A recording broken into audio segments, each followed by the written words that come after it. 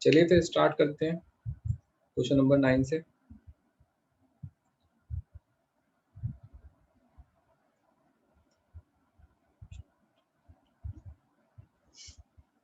क्या कह रहा है इस क्वेश्चन में?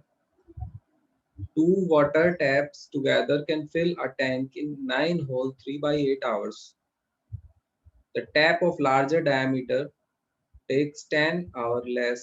अब जो जिसका डायमीटर ज्यादा होगा वो कम टाइम लेगी ना, तो जिसका ज्यादा डायमीटर है, लार्जर डायमीटर की जो टैप है, उसको 10 आवर्स कम लगते हैं, less than the smaller one, to fill the tank separately. Find the time in which each tap can separately fill the tank. तो टाइम हमें बताना है कि कितने टाइम में दोनों टैप सेपरेटली उसको फिल कर देंगी, है ना। सो हम मान लेते हैं let tap of smaller diameter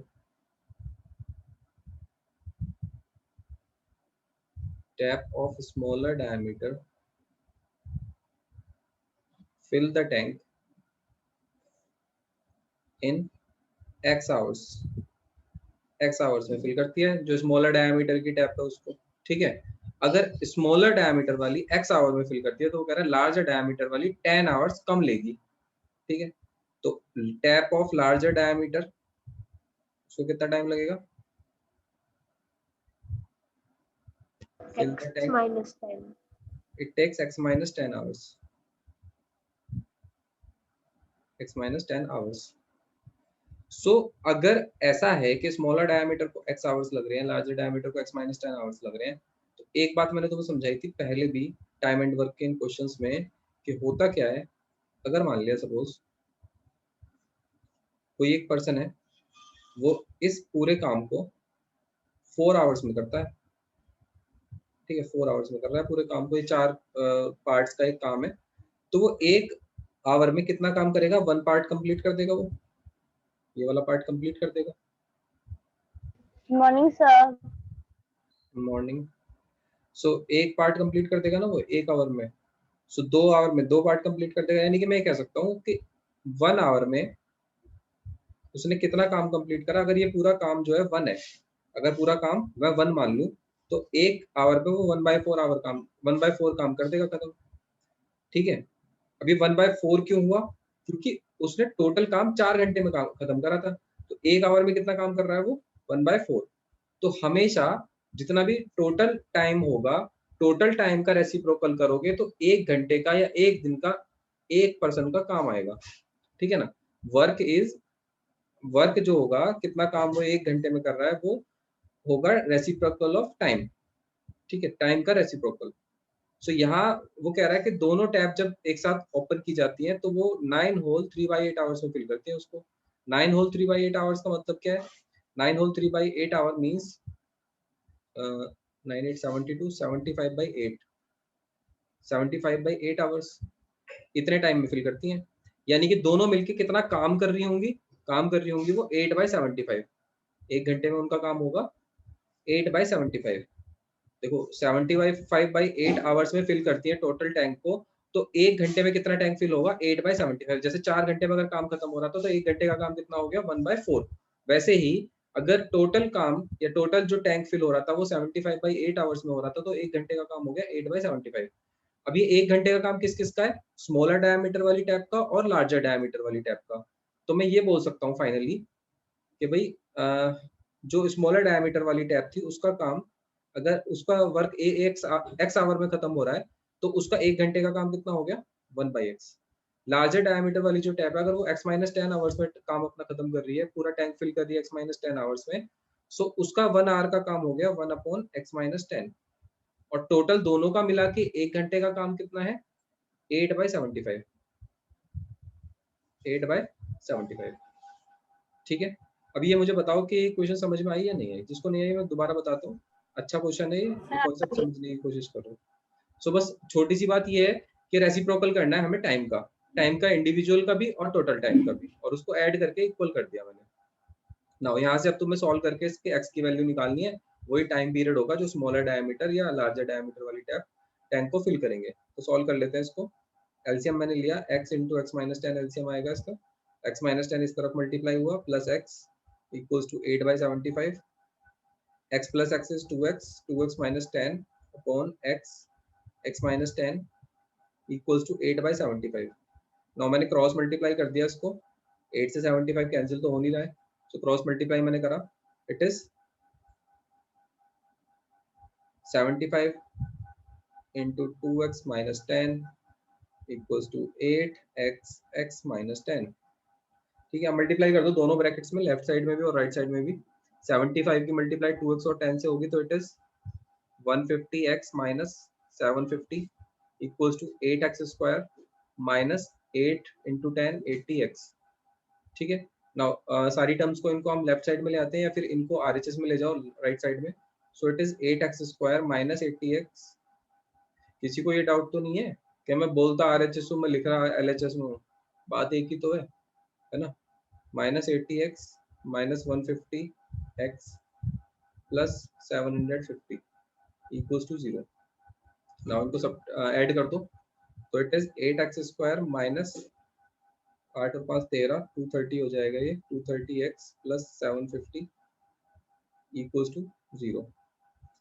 so ये डिवाइड हो रहा है क्या किसी से? डिवाइड होगा भी किससे? 2 से ही हो पाएगा बस, 2 से तो कर ही लो। 4x स्क्वायर माइनस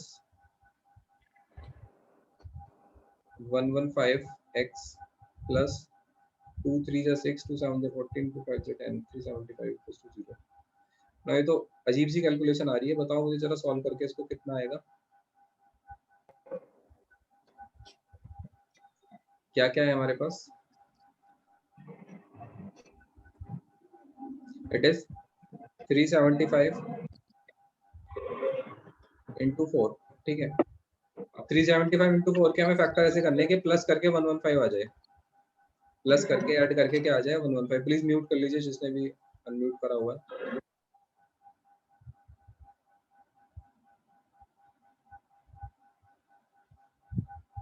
सॉल्व करो उसको जरा। 375 के फैक्टर करो जरा, 375 के फैक्टर आएंगे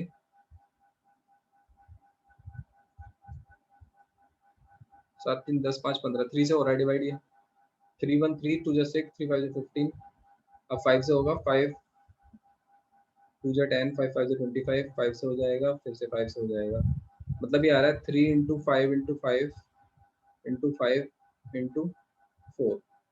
ठीक है, अभी देखो किस किस को अरेंज करें हम। 5 से 15, 15 इंटू 5 इज 75, 5 4 जा 20, 75 तो 95 ही होगा। हमें कितना चाहिए? हमें चाहिए 115।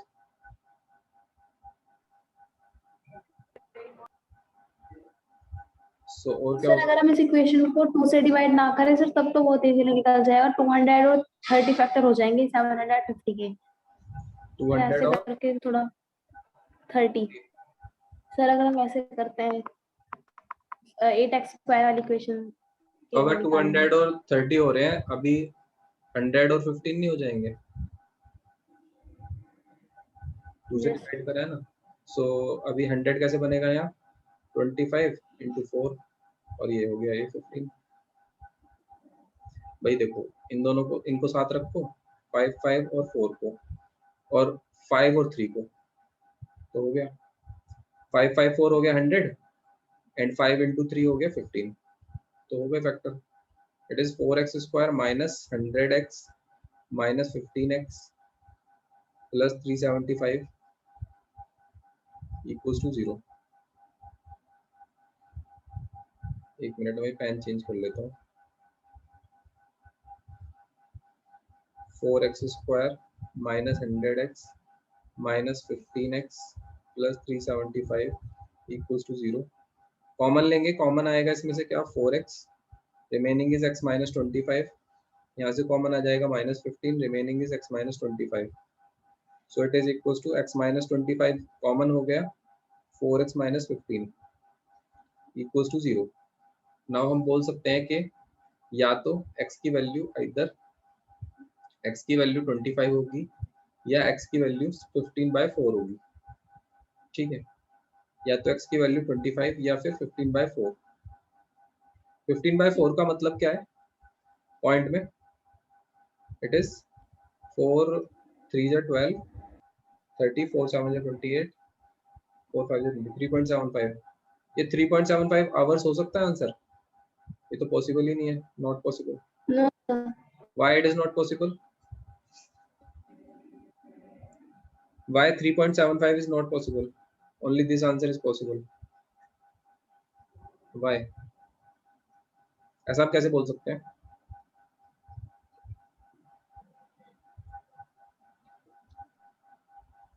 Please tell me. सर क्योंकि फिर जो लार्जर पाइप है वो उसका अगर हम वो निकालेंगे टाइम वो नेगेटिव हो जाएगा जो कि पॉसिबल नहीं है। ये जो लार्जर डायमीटर है ना उसका टाइम आएगा नहीं माइनस में, फिर माइनस में क्या पॉसिबल है टाइम? तो इसलिए नहीं होगा। सो हम बोल देंगे कि स्मॉलर डायमीटर पाइप फिल करेगा टैंक को, फिल टैंक इन 25 आवर्स, और लार्जर डायमीटर वाला कितने में कर देगा? Larger diameter fill tank in -10, तो इट इज 15 आवर्स। ये 15 घंटे में भरेगा, ये 25 घंटे में भरेगा, ये आंसर है।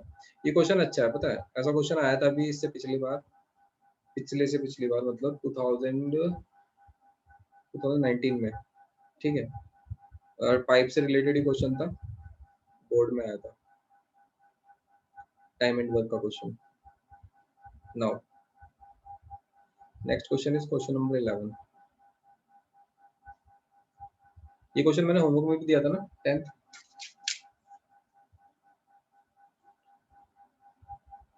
सो क्वेश्चन नंबर 10 में क्या कह यस रहा है? सर। एक एक्सप्रेस ट्रेन है जिसको 1 आवर कम लगता है, कौन सी दो डिस्टेंस कवर करने में मैसूर से बंगलोर? सो मैं तो हमेशा डायग्राम बना के बताता हूँ ये वाला question. So it is Mysore and ये बेंगलोर है।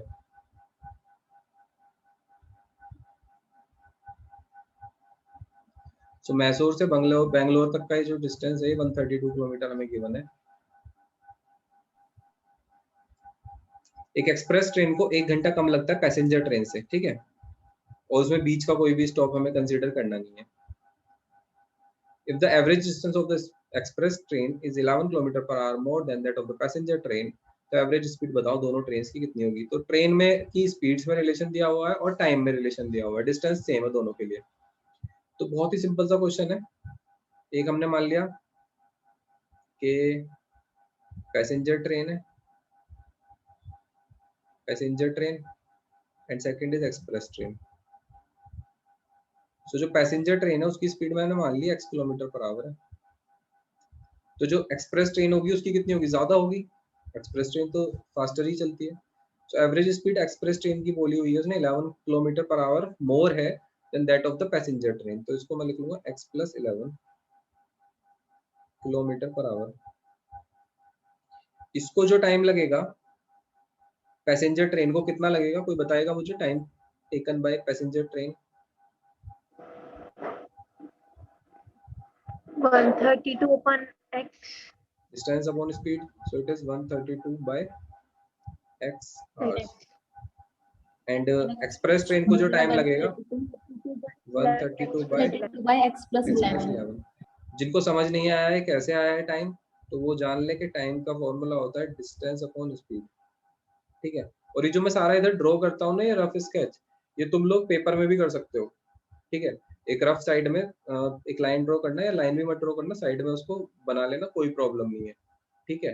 ये रफ स्केच है बेशक, लेकिन ये क्वेश्चन को एक्सप्लेन कर रहा है टीचर को, उसको भी समझ में आ जाएगा देख के कि अच्छा ये इस तरीके से करा हुआ है क्वेश्चन, ठीक है। तुम एक दो पॉइंट अगर लिखना भी भूल जाते हो और तुमने डायग्राम बनाया हुआ है इस तरीके से, तुमने एक्सप्लेन करा हुआ है क्वेश्चन को, तो तुम्हें फुल मार्क्स मिलेंगे, मार्क्स कोई काटेगा नहीं, है ना। और ये बहुत बड़ी प्रॉब्लम होती है, जो बच्चे अच्छा अच्छा करते हैं पेपर में उनका 1-2 मार्क्स या हाफ मार्क कहीं भी काट लिया जाता है। So let speed of passenger train be x kilometre per hour, तो स्पीड ऑफ एक्सप्रेस ट्रेन हमने मान ली कितनी होगी, x प्लस 11 kilometre per our.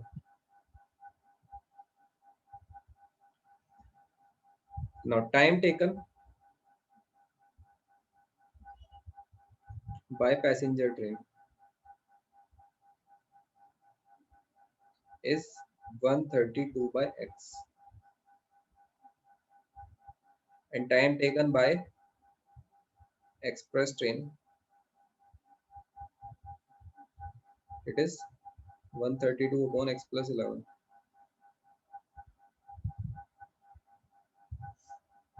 132 upon x plus 11। According to question हमें बोला हुआ है कि दोनों का जो टाइम डिफरेंस है वो 1 आवर है, मतलब इन दोनों का जो ये टाइम डिफरेंस है इनमें 1 आवर का डिफरेंस है टाइम में, 1 घंटे का टाइम है जो डिफरेंस है, ठीक है। So according to question time period ज्यादा किसका है, कौन ज्यादा टाइम में पहुंचेगी, पैसेंजर ट्रेन, क्योंकि उसका टाइम पीरियड है 132 by x, so it is 132 by x में से माइनस कर देंगे हम 132 by x plus 11, so it is 1 hour. Now you can solve this by taking common, 132 को कॉमन ले लो, 1 by x minus 1 by x plus 11 it is equal to 1। Solve कीजिए जल्दी से और बताइए आंसर कितना आ रहा है, 132 after taking LCM it is x into x plus 11, x प्लस 11 इधर आया माइनस x इधर हो जाएगा, ये x कैंसिल, इट इज 1। 132 की 11 से मल्टीप्लाई कर दो तो कितना आ जाएगा, इट इज 132 तो 1452 ये आएगा x into x plus 11। So we can say that x square plus 11x minus 1452 is equals to 0। बताइए जरा इसके फैक्टर करके कितना आंसर आएगा।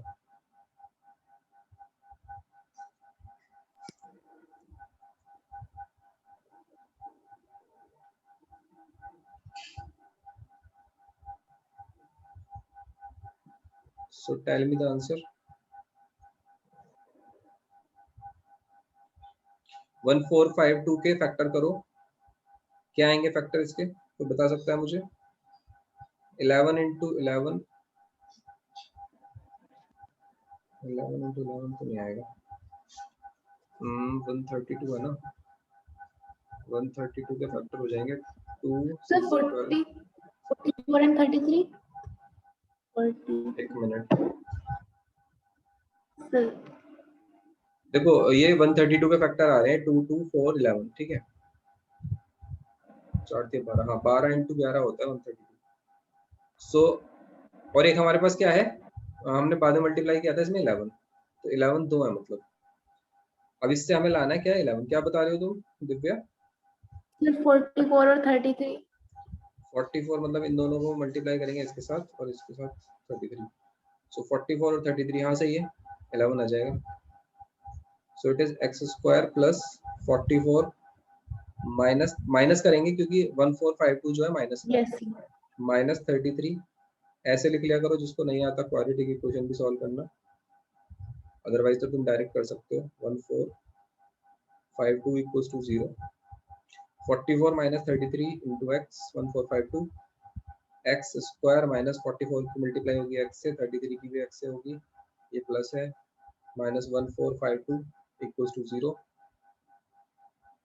सो x कॉमन लिया मैंने इसमें से, तो x प्लस 44 माइनस 33 कॉमन लिया तो it is x plus 44 equals to 0। x plus 44 फिर से कॉमन ले लो पूरे में से, ये भी x प्लस 44 ये भी x plus 44 and remaining is x minus 33 equals to 0। So either x की वैल्यू माइनस 44 होगी या 33 होगी। अब माइनस 44 तो होने से रही, माइनस 44 कैसे हो सकती है स्पीड, तो नॉट पॉसिबल। सो जो स्पीड होगी इसकी 33 किलोमीटर पर आवर, ये किसकी स्पीड आई है, पैसेंजर ट्रेन की, पैसेंजर की आई है और एक्सप्रेस की निकालनी है, तो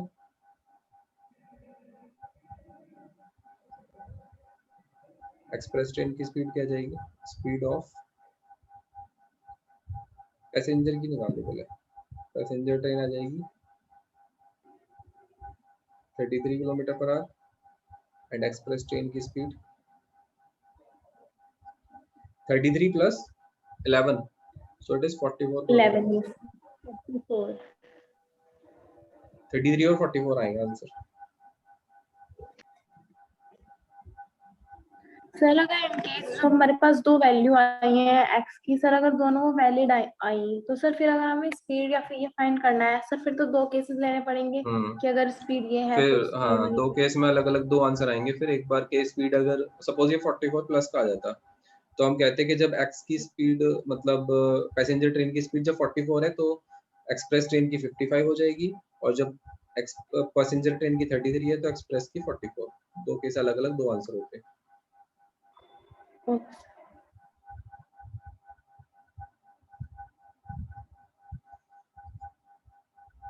next question is question number 11।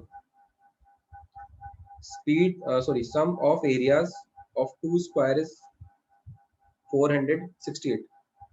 दो स्क्वायर के एरिया का सम 468 है। If the difference of their perimeter is 24, perimeter का डिफरेंस 24 है, तो फाइंड करना है साइड्स ऑफ टू स्क्वायर्स। ये क्वेश्चन होमवर्क में दिया था क्या?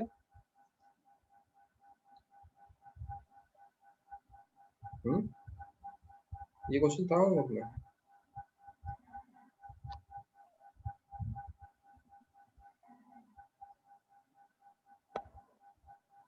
सर आई थिंक था, क्योंकि मैंने तो ये सॉल्व कर लिया है। अच्छा, सो देखो, sum of areas of two square is 468। अब दो स्क्वायर है, दो स्क्वायर ले लेते हैं।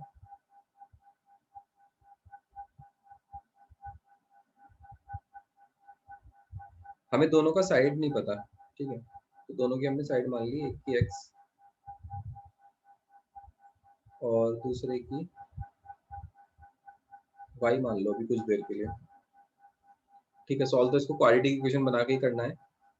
सो इन दोनों का स्क्वायर का एरिया क्या होगा, इसका एरिया हो जाएगा एक्स स्क्वायर और इसका एरिया हो जाएगा वाई स्क्वायर। वाई तो हम स्क्वायर मतलब हमें गिवन है कि sum of area of two square, let sides of two squares be x and y, their area is x square and y square. इनका एरिया हो जाएगा x square and y square. So हमें इन दोनों का सम दिया हुआ है, x square plus y square दिया हुआ है 468। ये फर्स्ट इक्वेशन है। सेकंड इक्वेशन में डिफरेंस ऑफ देयर पैरामीटर दिया हुआ है। पैरामीटर क्या होगा इसका स्क्वायर का? सर 4x 4x और 4y, ठीक है। सर 4x इसका 4y उसका सेकंड वाले का। तो उनका डिफरेंस दिया हुआ है पैरामीटर का 4x minus 4y equals to 24। यहाँ से 4 को सर हम डिवाइड, इसको 4y माइनस 4x करके नहीं लिख सकते? हाँ लिख सर सकते हैं बिकॉज हमें बिल्कुल, पता नहीं है ना। लिख सकते हैं।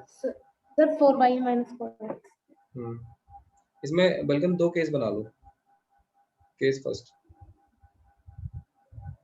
अगर हम x को ग्रेटर लेते हैं y से, तो 4x minus 4y equals to 24, and इस केस में x माइनस वाई आ गया 24। 4 से डिवाइड कर दिया, 4 से डिवाइड कर दिया पूरी इक्वेशन को, तो x minus y equals to 4 से 24 6, x minus y equals to 6। Now यहाँ से x की वैल्यू निकालो, y प्लस 6 x या 6 प्लस वाई, सेकंड इक्वेशन, इसको पुट कर दो फर्स्ट में।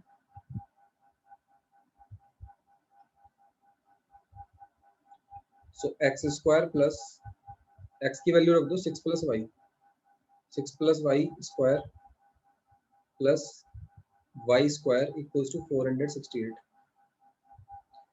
इसको सॉल्व करो और यहाँ से वैल्यू निकालो, किसकी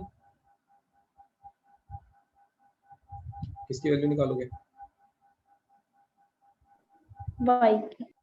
y की वैल्यू निकाल लो। ये कितना आ जाएगा? 36 plus y square plus 12y plus y square equals to 468। So y square plus y square is 2y square plus 12y। 468 इधर आगे माइनस होगा, उसमें से 36, तो बचेगा कितना माइनस का 8 minus 6 2, 6 minus 3 3 and 4 432 equals to 0। 2 से डिवाइड कर दो पूरी इक्वेशन को, तो y square plus 6y minus 2 2 जा 4 2 1 जा 2 6 जा 4 इक्वल्स टू 0। 216 आ रहा है, तो 216 के ऐसे फैक्टर के 6 आ जाए। 216 के फैक्टर क्या होते हैं? 2 से डिवाइड सर करेंगे 18 एंड 12। अच्छा 18 एंड 12, 2 से करेंगे फिर से 2 5 z एंड 2 4 जा 8 3 3 3 3 बार आ जाएगा ये, है ना। सो इट इज 18 है, तो मतलब इन तीनों को, इन दोनों को मल्टीप्लाई कर दो 3 3 9 और 2, इन तीन को मल्टीप्लाई और इन तीन को, so it is y square plus 18y 4 के 12 minus 12y minus 216 equals to 0। y को कॉमन लिया इसमें से, तो y प्लस 18, 12 कॉमन लिया है यहाँ से माइनस का, y plus 18 equals to 0। y plus 18 common ले लो, तो remaining is y minus 12 equals to 0। तो y की वैल्यू माइनस 18 या y की वैल्यू आ गई 12। ठीक है, अगर y की वैल्यू 12 है तो यहाँ से x कितना हो जाएगा? इक्वेशन क्या थी हमारे पास? x equals to 6 plus y, तो therefore x equals to 6 plus y 18 x would be 18 metre. सो x और y आ गए हमारे पास, साइड ही निकालनी थी हमें दोनों स्क्वायर की। ठीक है, अब दूसरा केस जो तुम सॉल्व करोगे, केस सेकंड, वो अपने आप करना है तुम्हें। केस सेकंड में क्या करोगे? y ग्रेटर देन x ले लेना, तो यहाँ लिख लेना 4y minus 4x equals to 24। Same ही होगा बिल्कुल, 4 minus x equals to, answer भी सेम ही आएगा। 5 minus x equals to 6, y आ जाएगा यहाँ से 6 plus x. Third equation put करेंगे इसको, put in equation first, so it is x square plus 6 plus x whole square equals to 468। अब बताओ, जब इसको सॉल्व करके, सेम ही तो है ये भी, जो इसको सॉल्व करके आया वो इसको सॉल्व करके आएगा, तो आंसर रिमेन सेम। x यहाँ आ जाएगा कितना, लेकिन यहाँ x आएगा 12 एंड y आएगा 18। आंसर रिवर्स हो जाएंगे, बाकी कोई फर्क पड़ेगा नहीं, क्योंकि हमें कोई इसने क्वेश्चन में दिया थोड़े ना हुआ था कि कौन x है कौन y है, ये तो हमने खुद से माने, किसी भी स्क्वायर को हमने x मान लिया, किसी को भी y मान लिया।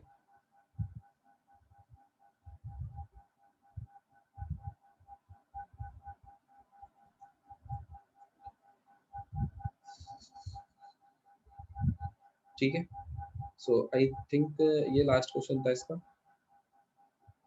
बाकी सारे क्वेश्चन हो ही गए हैं हमारे। अभी इस एक्सरसाइज में किसी को कोई भी प्रॉब्लम है तो बता दो। एक वो पता नहीं अक्षत अभी है या नहीं क्लास में, उसको प्रॉब्लम थी। अक्षत अभी क्लास में नहीं है, नो So, प्रॉब्लम सर। तुम लोग बता दो कोई प्रॉब्लम हो तो किसी को भी, बाकी लोग भी जो जिनका बार बार डिस्कनेक्ट हो रहा है वो भी बता सकते हैं। अच्छा, जिनका बार बार डिस्कनेक्ट होता है ना क्लास, वो प्लीज एक बार रिकॉर्डेड क्लास को देख लिया करो कि कहाँ क्या तुम्हारा मिस हुआ है, उसको फिर वहां से एक बार कवर करा करो, है ना। यही पर्पस होता है हम लोगों का उसको यूट्यूब पे डालने का, कि कहीं भी किसी की क्लास कुछ भी मिस हुआ है उसको वहां से कवर करें। ठीक है, सो मेरी सारी क्लासेस अवेलेबल है वहाँ पर, एक बार उनको एक बार चेक कर लिया करो जरूर सभी लोग। Next is exercise 4.4। ना 4.4 एक्सरसाइज करने से पहले हमें एक कॉन्सेप्ट फिर से समझना पड़ेगा, नेचर ऑफ रूट्स का। ठीक है, तो वो नेचर ऑफ रूट्स का कॉन्सेप्ट क्या है?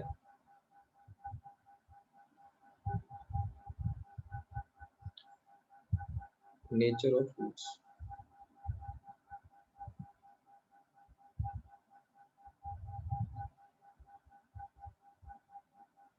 देखो जब हम क्वाड्रेटिक इक्वेशन को सॉल्व करते हैं तो आंसर आते हैं दो उसके सॉल्यूशन होते हैं। अब वो दो सॉल्यूशन कैसे कैसे हो सकते हैं, या तो दोनों सॉल्यूशन सेम होंगे या दोनों सॉल्यूशन डिफरेंट होंगे, या कभी ऐसा भी हो सकता है कि जो दोनों सॉल्यूशन है वो एग्जिस्ट ही ना कर रहे हो, वो इमेजिनरी हो। ठीक है, तो ऐसे केस हो सकते हैं। अब इस केस में तुम क्या करोगे, मैं कंडीशन कुछ लिखवा रहा हूँ, उन कंडीशंस को नोट डाउन कर लो, और उसके बाद जब भी कभी इस तरीके का कोई क्वेश्चन हो तो उसमें उसको अप्लाई कर देना।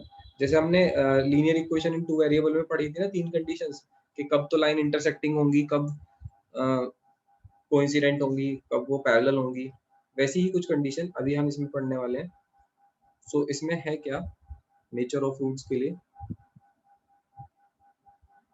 सबसे पहले अगर कोई इक्वेशन है तो वो इस फॉर्म में होगी ax² + bx + c। कोई भी इक्वेशन इसी फॉर्म में होती है, इक्वल्स टू 0। इसमें ना तुम d निकाल लोगे। What is d? डिस्क्रिमिनेंट। ये d डिसाइड करेगा कि रूट कैसे होंगे। तो d कैसे निकालते थे हम, b² - 4ac था फॉर्मूला d का। d is b² - 4ac। अब जब d निकाल लिया ना, अब यहां से तुम बनाना इसमें तीन केस।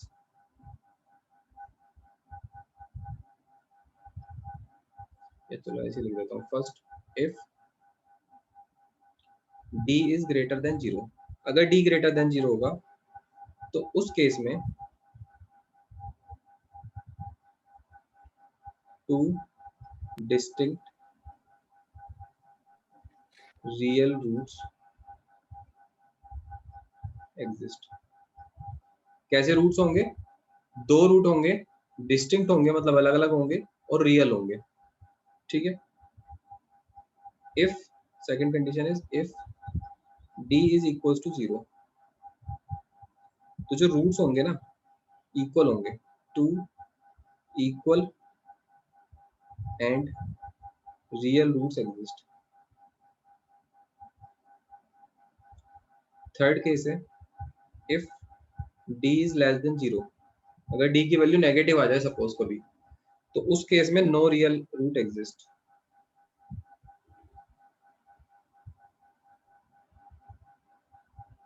उस केस में जो रूट्स होंगे वो इमेजिनरी होंगे, वो कॉम्प्लेक्स नंबर की फॉर्म में निकलेंगे। सो ये तीन कंडीशन है। अगर d ग्रेटर देन 0 होगा तो डिस्टिंक्ट और रियल रूट्स होंगे, एग्जिस्ट करेंगे। d इक्वल टू 0 तो इक्वल और रियल रूट एग्जिस्ट करेंगे, और अगर d लेस देन 0 होगा तो no real root exist.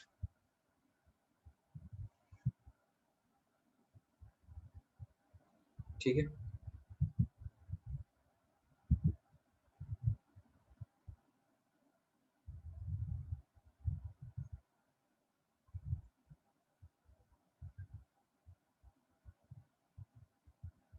Now next अब क्वेश्चन देख लेते हैं। अच्छा, एक और चीज होती है, एक और चीज समझो। कई बार पता है क्वेश्चन में क्या देगा, ऐसे नहीं बोलेगा कि real root exist, distinct and real root exist, ऐसे नहीं बोलेगा।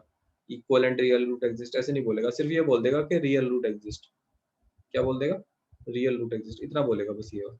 तो फिर उस केस में तुम कौन सा केस यूज करोगे, ये फर्स्ट वाला है सेकंड वाला? अगर हमें बोल दिया कि रियल रूट एग्जिस्ट करता है, बस ये रियल रूट बोल दिया, तो उस केस में हम कौन सी कंडीशन यूज करें फिर, फर्स्ट या सेकंड? मतलब d को ग्रेटर देन 0 लेंगे या फिर d को इक्वल टू 0 लेंगे? सर मतलब उसकी वैल्यू लिखने के दिखेगी। नहीं पता है, एक्चुअली इसमें दो तरीके के क्वेश्चन होते हैं। एक क्वेश्चन वो होता है जिसमें हमें बताना होता है कि रूट कैसे होंगे, इसके रियल रूट होंगे या नहीं, है ना, या डिस्टिंक्ट रूट होंगे या नहीं, या इक्वल रूट होंगे या नहीं, तो उसमें तो हम d की वैल्यू निकाल के चेक कर लेंगे। लेकिन एक क्वेश्चन होते हैं जिनमें बोलता है कि this equation has real root या real and equal root, then find the value of some unknown. कोई भी अननोन होगा, k होगा, a होगा, कुछ भी होगा, उसकी वैल्यू हमें फाइंड करनी होगी। सो उस केस में ना जब ऐसा बोलेगा कि रियल रूट एग्जिस्ट करता है, बस कुछ ना बोला हो कि डी डिस्टिंक्ट है, डिस्टिंक्ट रूट है या फिर इक्वल रूट है, तब उस केस में हम कंडीशन यूज करते हैं E greater than equals to 0। ठीक है ना, तो ये भी greater than 0। Greater than equals to 0 मतलब इन दोनों का कॉम्बिनेशन, इन दोनों को कंबाइन कर देते हैं, ग्रेटर वाली कंडीशन भी और इक्वल टू भी वाली। सो इसको नोट बना के लिख लो, इस वाले पॉइंट को, इसको नोट डाउन कर लो।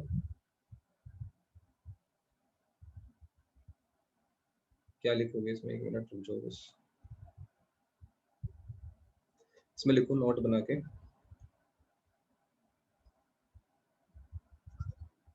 इफ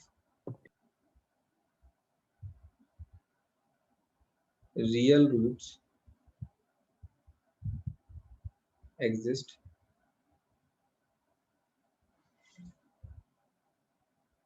या ऐसे लिख लो, if roots are given real, if real roots are given, then we take d greater than equals to 0, तो हम d को लेंगे greater than equals to 0।